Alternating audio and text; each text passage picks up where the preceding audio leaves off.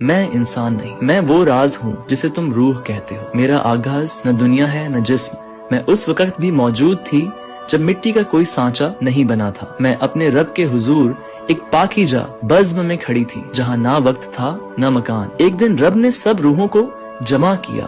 اس محفل میں نہ دن تھا نہ رات، نہ سورج نہ چاند، بس ایک نور کی بارش تھی۔ اچانک کا آواز سنائی دی، الستو بی ربکم، کیا میں تمہارا رب نہیں ہوں؟ اس آواز نے میرے وجود کو لرزا دیا۔ میں نے جھک کر جواب دیا، بلا، جی ہاں، آپ ہی ہمارے رب ہیں۔ یہی میرا پہلا اقرار تھا، میرا پہلا وعدہ۔ اس لمحے میں نے اپنے رب کو پہچانا، اس کی محبت کا ذائقہ چکھا، اور اس کی محبت کی پیاس میرے اندر ہمیشہ کے لیے بیٹھ گئی۔ اس بزم نوری میں میری ملاقات باقی روحوں سے بھی ہوئی۔ کچھ روحیں میرے قریب آئیں، مجھے اپنا سا محسوس ہوئی۔ کچھ روحیں ایسی بھی تھیں جن سے فطری دوری تھی۔ بعد میں یہی اپنے پن والی روحیں میرے دوست، رشتہ دار، اہل محبت بنی، اور دوسری اجنبی بنی۔ کبھی کبھی آپ کسی انسان سے پہلی مرتبہ ملتے ہیں تو آپ کو اس کے ساتھ اپنا پن لگتا ہے، جیسے بہت پہلے سے ایک دوسرے کو جانتے تھے۔ پھر ایک دن میرا وقت آیا، مجھے عالم ارواح، روحوں کی دنیا سے ایک فرشتے کے ساتھ ایک اندھیرے رستے میں بھیجا گیا۔ فرشتہ بولا، اے روح، اب تو اپنے رب کے حکم سے ایک جسم میں اترے گی۔ میں ماں کے پیٹ میں اتری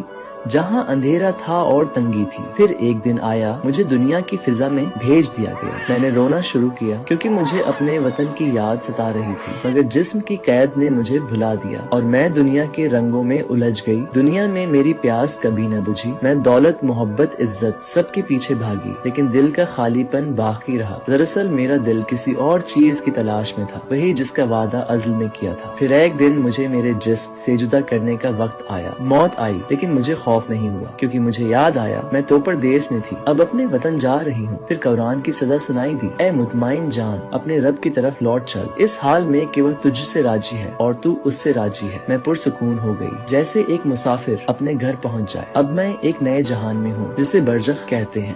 یہاں نیک روحیں جنت کے باغوں میں سیر کرتی ہیں، خوشبوؤں میں بسی رہتی ہیں، اور گناہگار روحیں اپنے دنیاوی اعمال کے بوجھ کے مطابق سختی پاتی ہیں۔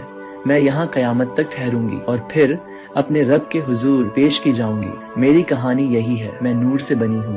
احد الست میں رب کو پہچانا، دنیا میں جسم کی قید میں آئی، موت کے ذریعے آزاد ہوئی، برزخ میں قیامت تک ٹھہروں گی، اور ایک دن اپنے رب کے دیدار کے لیے دوبارہ اٹھائی جاؤں گی۔ یہی انسان کی حقیقت ہے۔ جسم مٹی میں فنا ہو جاتا ہے، مگر میں روح ابدی، اور کچھ لوگ مرنے والے دیکھتے ہیں، کچھ آوازیں سنتے ہیں، خوابوں میں آتے ہیں۔ کیا میں دنیا میں دوبارہ واپس آ سکتی ہوں؟ پارٹ 2 آنے والا ہے۔ اگر یہ ویڈیو آپ کے دل کو چھو گیا ہو تو چینل کو سبسکرائب کریں اور اس ویڈیو کو شیئر ضرور کریں۔